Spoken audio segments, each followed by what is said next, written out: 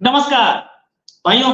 आज है इंडिया और पाकिस्तान का मैच और स्टेडियम में हर हर मोदी और जय श्री राम के नारे जरूर गूंजने चाहिए भाइयों। आपको भारत माता की कसम, मैं वहां नहीं होऊंगा, लेकिन जो भी होंगे अगर वो मेरी बात सुन रहे हैं तो ये नारे जरूर गूंजे, ताकि पाकिस्तान नहीं पूरी दुनिया को पता लगना चाहिए कि हम एक हैं। हम हम भारत है। और भारत जब जोश में आता है तो किसी की औकात नहीं होती कि भारत से पंगा ले जाए। ये नारे गूंजने चाहिए ताकि पूरी दुनिया को, जितना भी क्रिकेट खेलने वाली वर्ल्ड है, सबकी नजर होती है और सबको पता लगना चाहिए। हमसे जो टकराएगा चूर चूर हो जाएगा। भाइयों, ये बहुत जरूरी है, ये जरूर कीजिएगा और अपने दोस्तों को बताइएगा कि ये नारे लगे। प्लीज, मैं देखूंगा। मैं आप लोगों से विनती कर रहा हूं, भारत माता के बच्चे हो तो जरूर कीजिएगा। आगे बात करते हैं कि ये एक खबर आई है, पाकिस्तान की पुलिस ने क्लेम किया है कि रॉ का एक एजेंट 6 अक्टूबर को अंदर घुसा पाकिस्तान में और घुस के शहीद लातिफ, उसे शहीद बोल रहे हैं, जैश कमांडर, वो शाहिद लातिफ, सॉरी माफी चाहूंगा, शाहिद लातिफ, शहीद भी बोला उन्होंने उसे, हम नहीं बोलते, वो बोलते हैं। शाहिद लातिफ जो एक लश्कर का कमांडर है, उसको मार के भाग गए। भाई मैं तो यही हूँ इंडिया में, डेली मेरे वीडियो आ रहे हैं, सामने पीछे वॉल दिख रही है, सामने वॉल दिख रही है, सब कुछ दिख रहा है। तो कौन सा दूसरा रॉ का एजेंट मार के भाग गया? भाई रॉ के 50 एजेंट है, आप तो मुझे एजेंट बताते थे, है ना? तो अगर मैं एजेंट हूं तो मैं यही था, आपका झूठ पकड़ा गया। और कोई दूसरा रॉ एजेंट था तो उसकी, जैसे आपने मेरा वीडियो रिलीज किया था, ऑडियो रिलीज किया था, वैसे रिलीज कर दो। आपके पास तो चंपू 25 है ना, जो 25 जगह जाके घूमते फिरते हैं और 25 जगह जाकर के इंडिया में बातचीत करते फिरते हैं। उनकी तो अच्छी दोस्ती है इंडिया में, वो भी बताते हैं, है ना?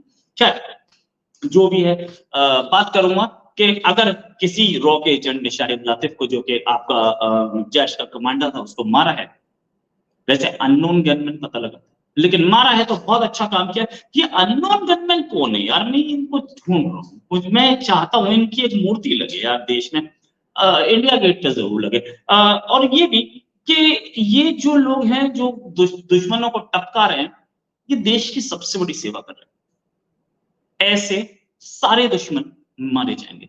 हम इजराइल से कम नहीं है, हम मोसाद से कम नहीं है, ये बात दिखाना पड़ेगी।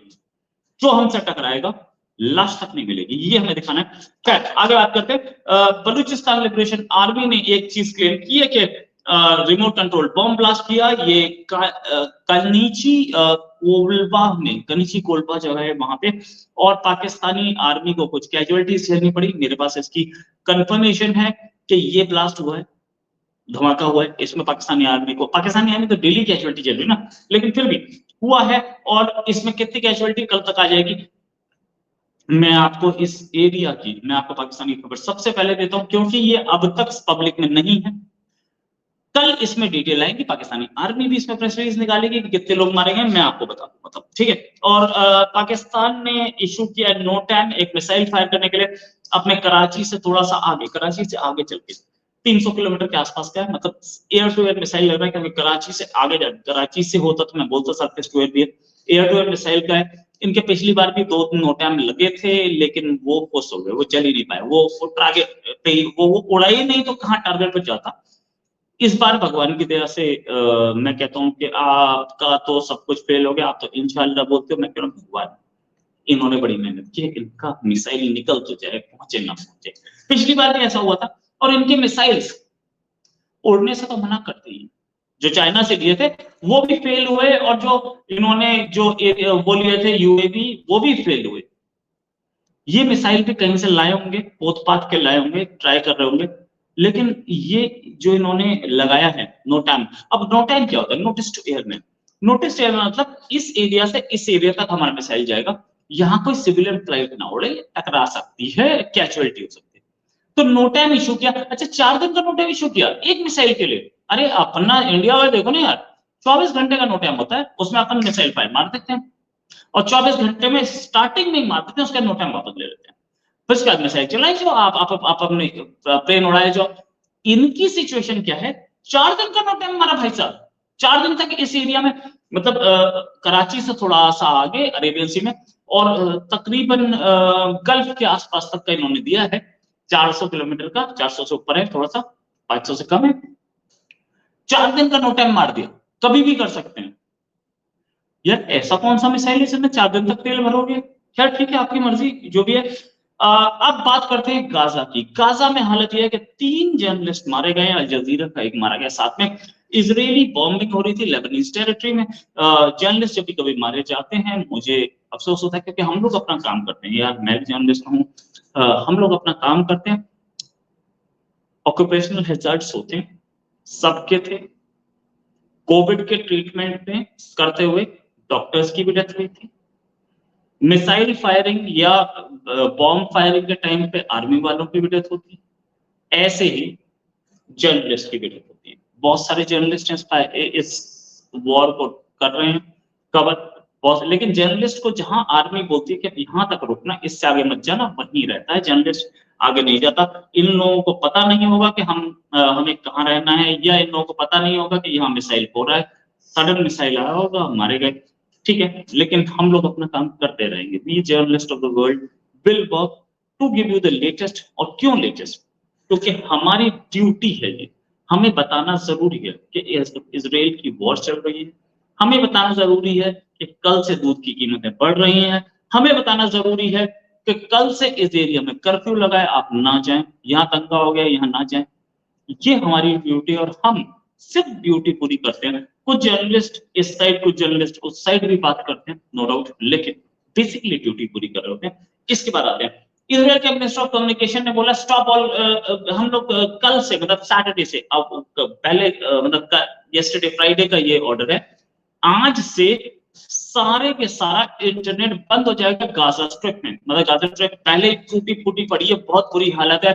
ये लोग गाजा स्ट्रिप में एक भी बिल्डिंग मतलब नीस्तो नाबूद करके छोड़ेंगे, इसमें कोई शक नहीं, और करनी भी चाहिए। सारे के सारे सिविलियंस को बाहर निकालो, एक बिल्डिंग मत छोड़ना, ये मैं कह रहा हूं। क्यों?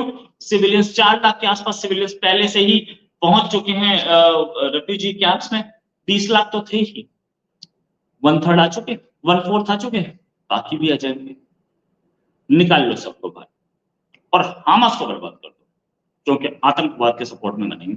इनको दोबारा घर बना के दिए जा सकते हैं, इजराइल करेगा भी और इनको सपोर्ट भी करेगा, लेकिन ये आतंकवाद जो किया है हमास ने, उसके साथ में नहीं, और बहुत गंदा किया है। एक बार हमास पूरी तरह से खत्म होना चाहिए, उसके बाद इन सबको तो रिहैबिलिटेट किया जाएगा, पूरी वर्ल्ड मिलकर करेगी। साथ में यूरोपियन यूनियन के स्पोक्स पर्सन की भी स्टेटमेंट आया कि हमास जो है वो टेररिस्ट ऑर्गेनाइजेशन है, हम इसके साथ नहीं है। और एक इजरायली डिफेंस फोर्सेस ने ये भी बोला कि उनके टैंक्स अब एंटर कर चुके हैं गाजा में, मतलब ऊपर से भी मारना और नीचे से भी मारना। अगर टैंक्स एंटर कर गए तो अब ज्यादा दिन की बात नहीं, ज्यादा से ज्यादा लोगों, ज्यादा से ज्यादा एरिया में कब्जा हो जाएगा। 20 किलोमीटर की स्थिति है, इस तरफ से 40 के आसपास है, 40-50, इस तरफ से 20 है ना। एक अगर आप ईस्ट टू वेस्ट देखें तो 20 किलोमीटर की स्थिति, और ऊपर से नॉर्थ टू साउथ देखें तो 40-50 के आसपास है। इसको पूरे को कैप्चर करने में सारा टाइम नहीं लगना चाहिए, खत्म हो जाएगा। गाजा और Palestine are past now, they will be over. लेकिन हाँ, इजराइल उनको फिलिस्तीन से ज्यादा अच्छा रखेगा। फिर भी ये लोग सगे नहीं है, मुझे पता है।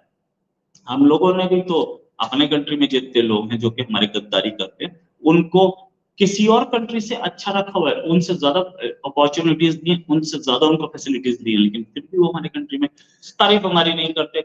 मैं किसी का नाम नहीं ले रहा हूं। अगर आप लोगों को लगता है कि कौन सी ऐसी कम्युनिटी है, कौन से ऐसे लोग हैं, कमेंट बॉक्स में बताएं जो हमारे देश से गद्दारी कर रहे हैं। मैं जरूर नेक्स्ट टाइम अराउंड अपने वीडियो में बताऊंगा।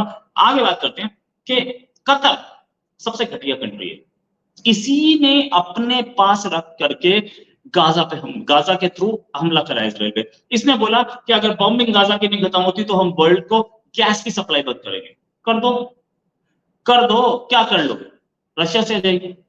आप ही के पास गैस है दुनिया में, और किसी के पास नहीं है। अमेरिका के सेक्रेटरी ऑफ स्टेट वहां पर हैं, बातचीत कर रहे हैं। उन्होंने, कतर ने ये भी बोला कि हम बात करेंगे ईरान से कि कैसे हो सकता है, ईरान से हमारी कमिटमेंट जारी है। रख लो, क्या कर लोगे आप। अच्छा, एक चीज इजराइल का बहुत अच्छा डिसीजन, जो मैं बोलता हूँ बहुत अच्छा है, उन्होंने बोला कि कतर का जो स्टेट ओन्ड नेटवर्क है अल जजीरा, हम उसे बाहर निकाल रहे हैं इजराइल से। Wonderful decision, proud of you Israel. India से भी बाहर निकलना चाहिए इसको। इसने गंद मचाया है। पूरी नेगेटिव रिपोर्टिंग, पूरी फैब्रिकेटेड रिपोर्टिंग, झूठी रिपोर्टिंग इस अल जजीरा ने सबसे पहले की है। ये अल जजीरा पूरे वर्ल्ड को नर्क बनाने में लगा है, सच दिखाता नहीं है। G20 पे भी इसने झूठी रिपोर्टिंग की। G20 में पूरी वर्ल्ड के बड़े बड़े लीडर्स पहुंचे हुए थे कश्मीर में, इसने फिर भी झूठी रिपोर्टिंग की। इसको इंडिया से भी निकालना चाहिए। मैं इस अल जजीरा के खिलाफ हूं। अल जजीरा ने बहुत गंद मचाया है और अल जजीरा, इसको औकात दिखानी बहुत जरूरी है। इसको बाहर निकाल दो और इसका ट्रांसमिशन भी इंडिया में बंद कर दो। बहुत बड़ा कोई नवाब नहीं है, 50 है। हम बीबीसी को भी दिखाएंगे, सबको दिखाएंगे। एक बार जाके तो देखो कश्मीर में क्या हो रहा है। ये सब, इन सब ने जो गंद मचाया है, मैं अच्छी तरह से जानता हूं। मैं खुद जर्नलिस्ट हूं, मुझे पता है ग्राउंड रियलिटी क्या है और ये दिखाते क्या है। और ये बोलते हैं कि जर्नलिज्म की फ्रीडम। दिखा दो एक बार जलियांवाला बाग में डॉक्यूमेंट्री दिखा दो, और तुम बता दो पूरी वर्ल्ड में कितने सेक्स स्लेव्स बेचे गए थे, इंडिया से कितने स्लेव बनाए गए थे, चाहे वो गजनी का इन्वेजन हो, महमूद गजनी का, या तैमूर लंका। इस पे भी एक डॉक्यूमेंट्री बना है अल जजीरा कि कितने स्लेव्स बेचे गए थे, सेक्स स्लेव्स, और कितने स्लेव्स यहाँ से बेचे गए थे, स्लेव ट्रेड कितना हो रहा था, इस पे बना है ना। ये भी डॉक्यूमेंट्री बना है कि कितने स्लेव्स आज हैं पूरी वर्ल्ड में। ये भी एक डॉक्यूमेंट्री बने कि कितने आतंकवादी पैदा हुए हैं और क्यों पैदा हुए। ये भी एक डॉक्यूमेंट्री बने कि गल्फ का कितना पैसा लगा था ओसामा बिन लादेन को क्रिएट करने में। ये सारी डॉक्यूमेंट्रीज नहीं दिखेंगी। ये भी एक डॉक्यूमेंट्री बने कि कुरान में कितने साइंटिफिक झूठ बोले गए। मैं चाहता हूं बने, सच है। अगर पूरा साइंटिफिकली कुरान सच है, मैं मानूंगा, मैं सबसे पहले इस्लाम एक्सेप्ट करूंगा। आए तो बोले, तो ये बोलेंगे नहीं। अच्छा चलिए इससे आगे बात करते हैं। कतरी फॉरेन मिनिस्ट्री ने बोला कि कोई कलेक्टिव पनिशमेंट नहीं होनी चाहिए, आपको ब्लडशेड नहीं होना चाहिए गाजा में। मैं मानता हूं, मैं इस बात को मानता हूं, कलेक्टिव पनिशमेंट नहीं होनी चाहिए। जो लोग आम नागरिक हैं उनका कोई लेना देना नहीं होता, उनको बाहर निकाल लो, लेकिन हमास को मत छोड़ना। वो गाजा के लोग हो या इसराइल को हो, आम नागरिक हैं, बच्चे पढ़ा रहे हैं, सुबह कमाते हैं, शाम को बच्चों को खिलाते हैं, उनको बचाना जरूरी। इधर मैं कतर के साथ हूं, वरना कतर के साथ नहीं। उसने गंद मचाया, उसने आतंकवाद को सपोर्ट किया, लेकिन उसने सही बात बोली कि लोगों की कोई गलती नहीं, जो आम लोग रहते हैं गाजा में उनकी कोई गलती नहीं। बात करते हैं, रशिया ने बोला कि इजराइल मीडिएट करे, हम मीडिएट कर सकते हैं इजराइल पैलेस्टीन सेटलमेंट के लिए। पुतिन ने बोला, पुतिन साहब आप आराम से बैठिए, इंडिया आपके साथ है, ठीक है, हम आपको सपोर्ट करते हैं, लेकिन इजराइल अपना मामला खुद निपटा लेगा, आपकी जरूरत नहीं है। उसके बाद एक और manned aircraft of air force now attacking Lebanon, ये बोला है इजराइल की एयरफोर्स ने। गुड, इजराइल की एयरफोर्स अगर लेबनान में अटैक कर रही है, फाइन, अच्छी बात है, करना भी चाहिए, क्योंकि लेबनान ने भी हिजबुल्लाह को पनाह दे रखी है। इसमें मैं आपके साथ हूं। हिजबुल्लाह और ये हमास जहां मिले, इन्हीं लोगों ने गंद मचाया है। आज 20 लाख फिलिस्तीनी जो बिना पानी के, बिना बिजली के, बिना आटे के, बिना रोटी के बैठे हैं, इन दो की वजह से। इन दो को बर्बाद करना बहुत जरूरी है। इसी के साथ अगली एक और खबर के साथ फिर मिलेंगे। अभी के लिए नमस्कार, धन्यवाद, जय हिंद।